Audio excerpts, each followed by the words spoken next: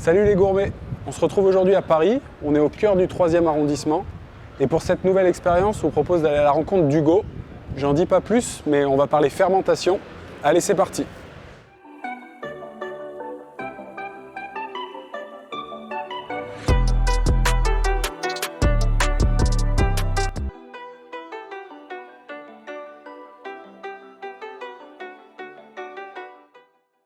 Bienvenue donc, à My Fermentation. Je m'appelle Hugo Chaise. Ça fait maintenant 2 ans que j'ai créé My Fermentation. My Fermentation, c'était l'idée d'un labo de fermentation à destination de tous les professionnels de la restauration.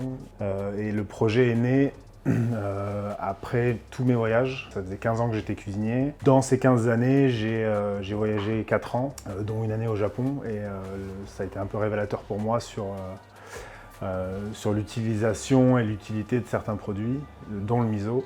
Donc voilà, l'idée étant de recréer ce que j'ai vécu là-bas, dans Paris. Donc là, on est en plein cœur du Marais. J'ai eu la chance de rencontrer Apollonia Poilâne, qui est la grande patronne des pains Poilâne. Donc je suis en arrière-boutique d'une de ses boulangeries dans le Marais.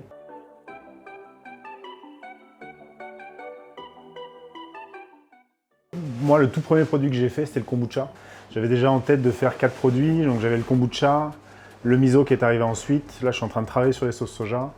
Et j'aimerais développer aussi le tempeh. Bon, ça, c'est un autre ferment. Dès que j'ai eu le local ici, j'ai pu me lancer dans la production en grande quantité et surtout grâce à la chambre de fermentation qui est derrière. Sur les misos. Les misos, pour reprendre la base de ce que c'est, historiquement, c'est très simple. C'est fait avec 3 choses. C'est de la fève de soja, du sel et un ferment, un champignon, quand même un mycélium qui s'appelle l'Aspergillus oryzae, qui est développé sur une céréale, le riz. On vient faire un mélange de ces 3 éléments, donc la fève de soja, le sel et le mycélium. Et on laisse fermenter pendant au moins 4 mois. Et on obtient du coup une pâte qui s'appelle la pâte miso. Ce que moi j'ai fait après ensuite, ça a été de créer toute une gamme de miso modernes en réutilisant les process de base. Je suis juste venu substituer un des produits qui était la protéine, donc apportée par le soja. Je suis venu remplacer ce produit-là par autre chose, les invendus de pain de seigle de la boutique et le potimarron, donc qui sont les deux premiers miso modernes que moi j'ai créés dans ma gamme.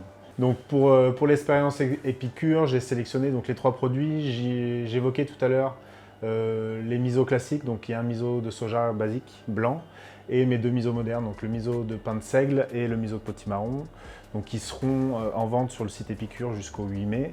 Et on se retrouvera le 18 pour une dégustation et une découverte des produits tous ensemble, à partir de 19 h. Voilà.